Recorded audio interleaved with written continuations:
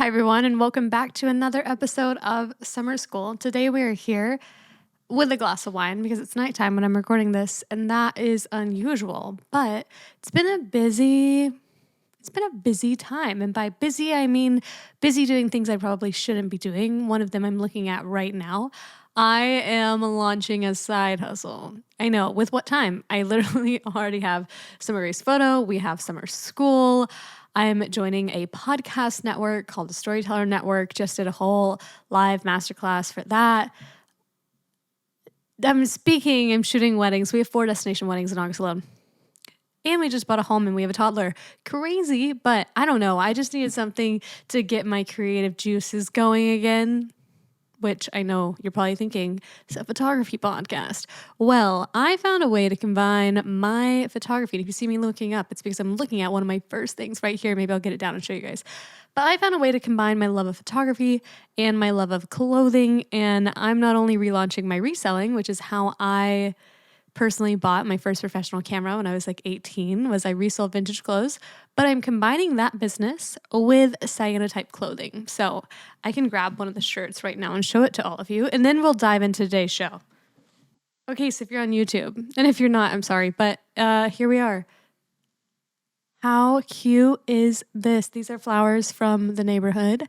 So freaking fun. This is a kid size 7, so if any of you have a child, please buy this. Yeah, I don't know. I'm not necessarily doing this for money or income. I'm sure hoping I make something. But honestly, I'm kind of just doing it because I need a hobby and I want to be plugged in locally and I want to live kind of a local life because I've never had that, being someone who's been a traveling photographer since the age of 19. So I'm excited. It's going to be really fun, and I'm going to be able to print digital photographs and turn them into digital negatives and then make prints from my own photography work, prints from my clients' weddings potentially. I don't know, maybe that'll be the client gift this year instead of emulsion lifts. Maybe it'll be a cyanotype from flowers from your wedding. How cute. So that's actually what I wanted to get on to talk about. So before we dive in and talk about all things cyanotypes, even though I'm definitely not a pro, we're going to talk through all the things I've learned in the past few months, but mostly in the past like 3 days. I need to shout out our show's sponsor. The sponsor of this show is Narrative. Narrative is a AI culling, editing, blogging, and all the things. I actually don't even love calling it AI because it's not doing it for you. It's just helping you do it faster. And that's what I love about it. Out of all the companies in the industry, this is the one that feels the best for my style. So if you are artistic, creative, and need a tool to help you cull, it's not necessarily doing anything for you.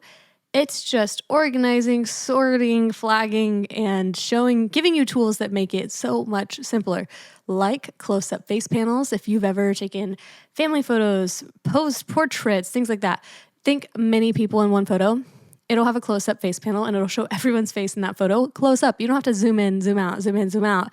And the load speed alone is going to save you probably hours compared to doing it in something like, please don't tell me you're calling in Lightroom. If you are, you better click the link below. So anyways, I freaking love the company. I've been using it since before all of the backlash of even AI softwares existed. So if you need a company that I align with, that is art forward and is built by photographers for photographers, go ahead, click the link in the description and try Narrative for free. You won't regret it. It's the friggin' best. But now on to today's show. So we are going to be talking about cyanotypes. Cyanotypes are sun prints. They date back into the 1800s. I think one of the first ones was done with seaweed. Don't quote me on that, but I'm going to try that next week. It's going to be really fun. And that's my new business. It's called Solar Prints, and not Solar Prints. It's called Solar Studios because I want it to be kind of kitschy, fun, young. And when I first had the business idea, it was a few months ago, and I was talking with one of my friends locally who owns a local business here, and I was like, man, I kind of want to make cyanotypes my kid in the summer, and how fun would it be if we somehow could do it on t-shirts together or tote bags, and then other kids could buy these and we could have workshops and kids could come together. And it's now evolved into picking up the reselling side of my business and doing this. And honestly, she's a little young to be working with these kind of chemicals. But I want to tell all of you how to do it because genuinely, it's not that hard.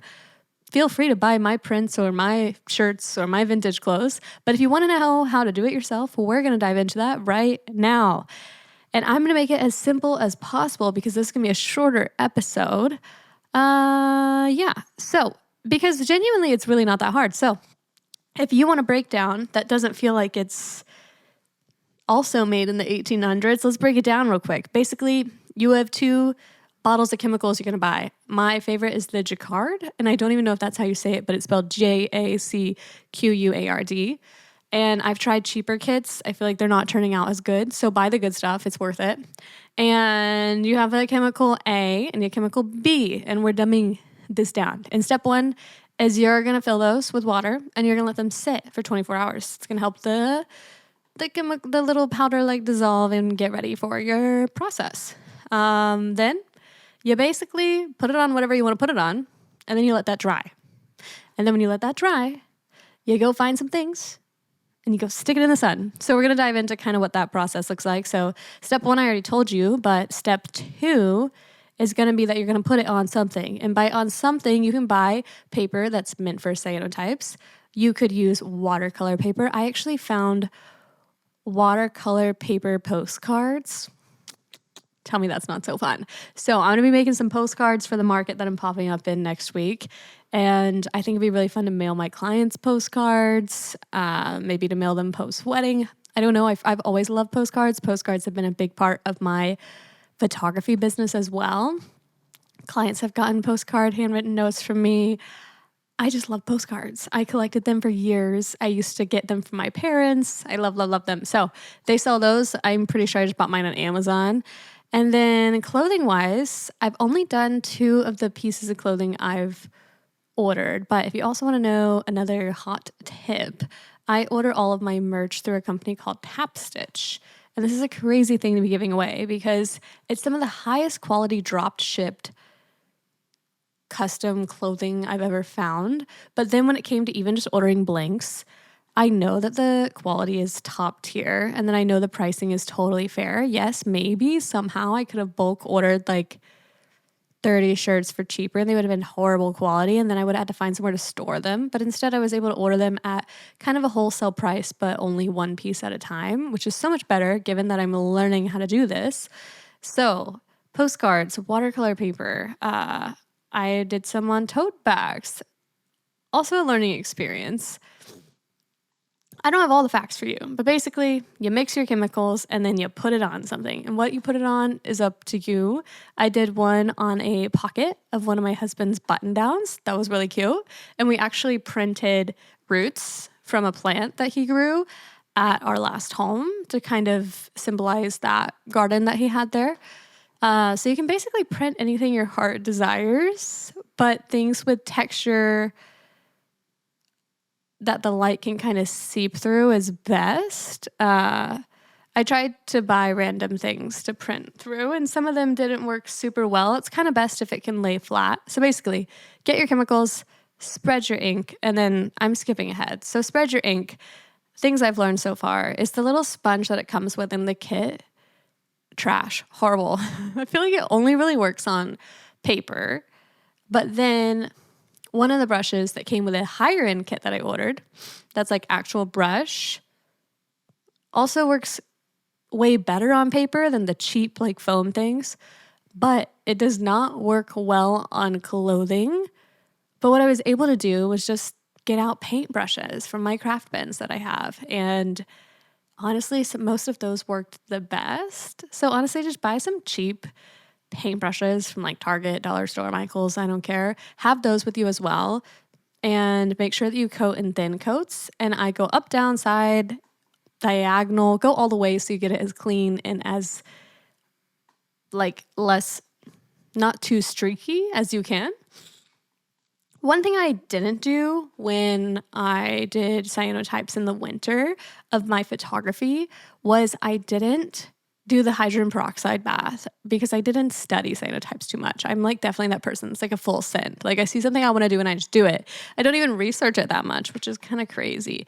But I do love studying things. But basically, I didn't do the hydrogen peroxide bath. You might be like, well, what is that, Summer?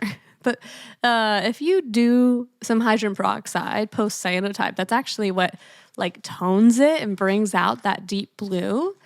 And it definitely helps the print be looking how it should.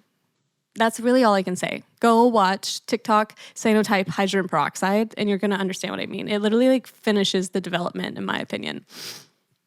Now, there's also ways you can like tone it from there, and you can do like black tea. I've also seen people instead of cyanotype chemicals do things with like turmeric and isopropyl. I don't know if that's how you say that, but I bought the stuff. I'm going to try it too. So there's tons of ways to do sun prints, even that isn't the technical cyanotype chemicals, but this is all I've done so far. I did buy a printer and I will report back in a part 2 of how to do these things, because now we are on the process of once you've coated it. Well, let me add one more thing. Let me take a sip of this wine first. But after you coat, well, like in the coating process, one thing that I found that worked really, really, really well is using painter's tape, because I am just not good at like messy on purpose. That's not a good thing for me. Even with flat lays for weddings, they're a struggle for me. I get there early so that I can start them early. So definitely lay out. I just have gotten random boxes. I'm like looking at my station right now, random boxes, and do some painter's tape. I didn't like take a ruler to it, but do some painter's tape and then paint. And then the type of things I was painting the chemicals on, I was really worried that it wouldn't take too well to clothing.